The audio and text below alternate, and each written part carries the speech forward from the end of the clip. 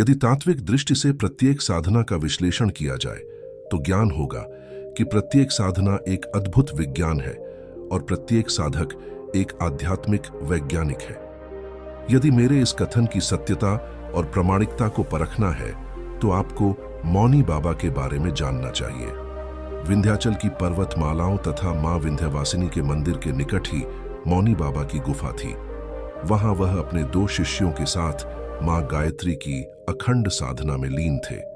मां गायत्री की निरंतर साधना तथा गायत्री महामंत्र के जप और ध्यान के प्रभाव से उनका व्यक्तित्व सूर्य की तरह प्रखर तेज से आलोकित रहता था।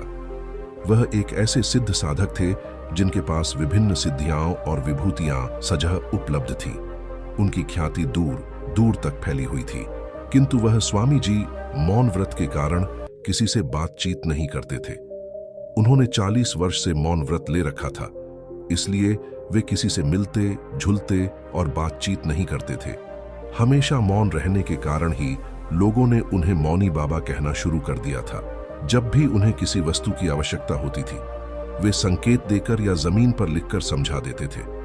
वैसे बाबा जी की जरूरतें कुछ खास नहीं थी। 2 अंगोछा और लंगोटी में काम चला लेते थे। भोजन में नीम, बेल और तुलसी पत्र पीसकर खा लेते थे। उनका जीवन पूरी तरह से एक तपस्वी का जीवन था। बाबा जी मौन भले ही रहते थे, लेकिन सबकी मनोकामनाएं पूर्ण करते थे। जो भी उनके पास आया कभी निराश होकर नहीं लौटता था, इसलिए सभी की उनके प्रति अटूट श्रद्धा थी। बाबा बड़े ही शांत, सौम्य और दूरदर्शी स्वभाव के थे। सूर्य सा तेज उनके मुखमंडल पर हमेशा दीप्तिमान रहता था। जिनको बाबा के आशीर्वाद से लाभ होता वह दूसरों को बताते थे। इससे दिन प्रतिदिन उनकी गुफा पर लोगों की भीड़ बढ़ने लगी, जिससे उनकी साधना में विघ्न में पड़ने लगा। लोगों की समस्याओं का कोई अंत नहीं, और फिर यदि कुछ ऐसा मिल जाए कि मस्तक नवाऊं और समाधान पाऊं तो कौन चुकेगा। इसलिए बाबा जी ने नीचे वाली गुफा में अपने 2 शिष्यों को बिठा दिया और स्वयं ऊपर की गुफा में जाकर साधना करने लगे। मौनी बाबा के शिष्य भी कोई साधारण चेले तो थे नहीं। उन्हें भी बाबा जी की कृपा से सिद्धियां प्राप्त थी, इसलिए अब वही लोगों को आशीर्वाद देकर वहां से विदा कर देते थे। ज्यादातर लोग सांसारिक इच्छाओं की पूर्ति के लिए आते थे, इसलिए उन्हें उपयुक्त आशीर्वाद दे दिया जाता और वह संतोषपूर्वक वापस लौट जाते थे। मौनी बाबा जिस राज्य में रहते थे वहां का राजा निसंतान था। राजा स्वभाव से बड़ा ही दयालु, पराक्रमी और धर्मपरायण था। उस राज्य में सभी सुख और प्रेम पूर्वक रहते थे। राजा की तरह महारानी भी बड़ी ही धार्मिक स्वभाव की विदुषी थी। उन्हें दुख था तो केवल इस बात का कि उनके कोई संतान नहीं है। संतान प्राप्ति के लिए राजा और महारानी ने विभिन्न ज्योतिषियों द्वारा बताए गए कई व्रत और उपवास किए, किंतु आखिरकार उन्हें निराश ही होना पड़ा। संतान प्राप्ति की चिंता में राजा और महारानी नित्य निरंतर तिल तिल जल रहे थे। तभी महारानी को किसी दासी ने मौनी बाबा के पास जाने को बोला। मौनी बाबा के चमत्कारों की कहानियां राजा और रानी दोनों ने सुन रखी थी, किंतु वह इतने निराश हो चुके थे कि अब उनमें कहीं आने जाने की इच्छा ही नहीं थी। किंतु महारानी कहां हार मानने वाली थी। रानी ने महाराज से मौनी बाबा के पास जाने की इच्छा व्यक्त की।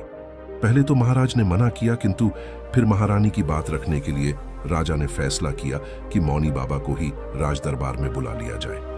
जब यह बात रानी को पता चली तो उन्होंने महाराज के निर्णय का विरोध करते हुए कहा, महाराज, याचक दाता के पास जाता है, न कि दाता याचक के पास आए।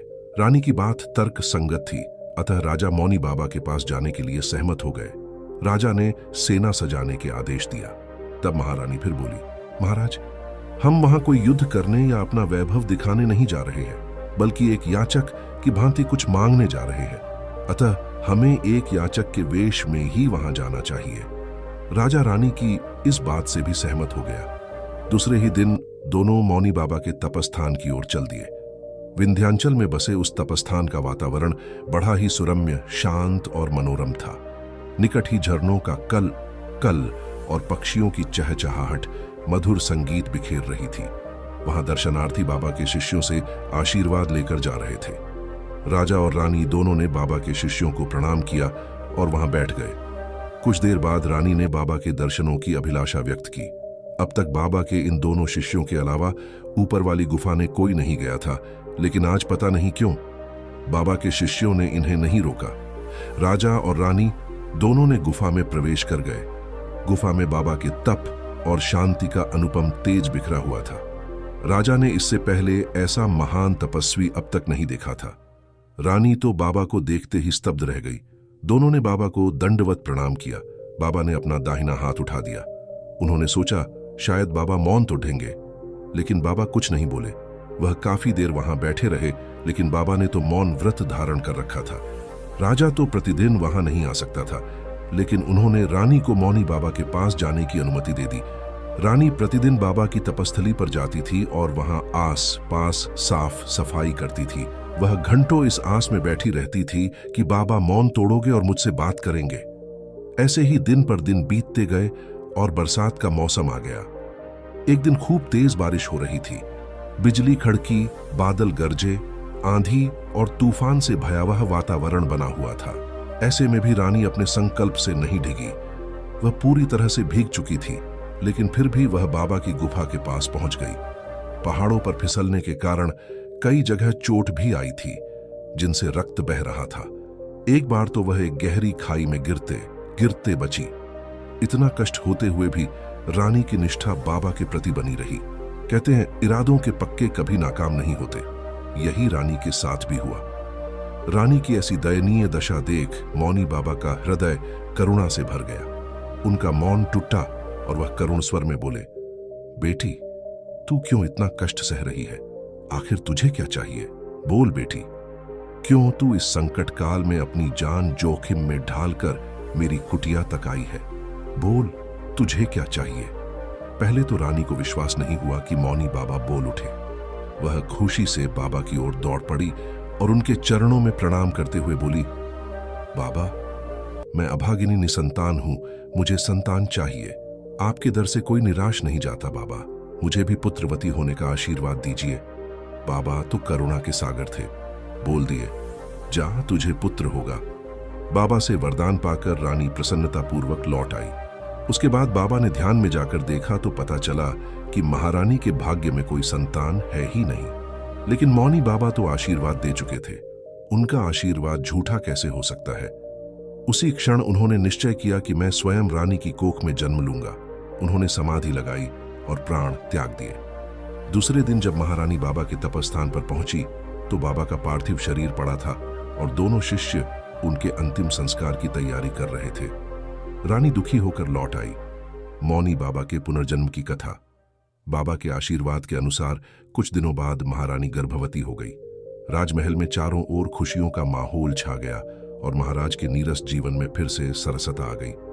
यथा समय एक सुंदर राजकुमार ने जन्म लिया जो जन्म से ही मौन था। राजकुमार सभी तरह सुलक्षणों से युक्त था, किंतु वह कुछ भी बोलता नहीं था।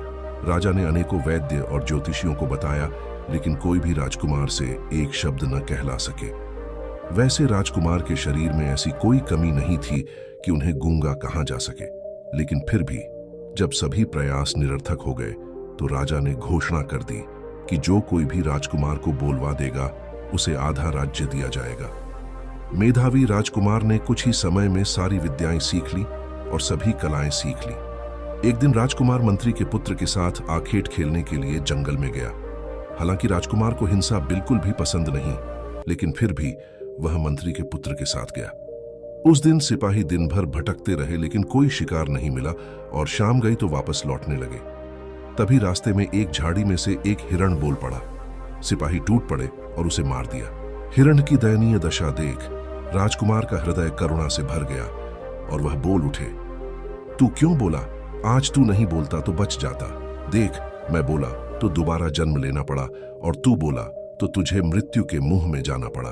हाय रे भाग्य, बिना सोचे विचारे बोलना भी कितना दुखमय हो सकता है। जब राजकुमार खुद से ये बात कर रहा था तभी मंत्री का लड़का उसके पास ही खड़ा था। वह राजकुमार के बोलने से अचंभित था। उसने तुरंत राजमहल जाकर राजकुमार के बोलने वाली घटना महाराज को कह सुनाई।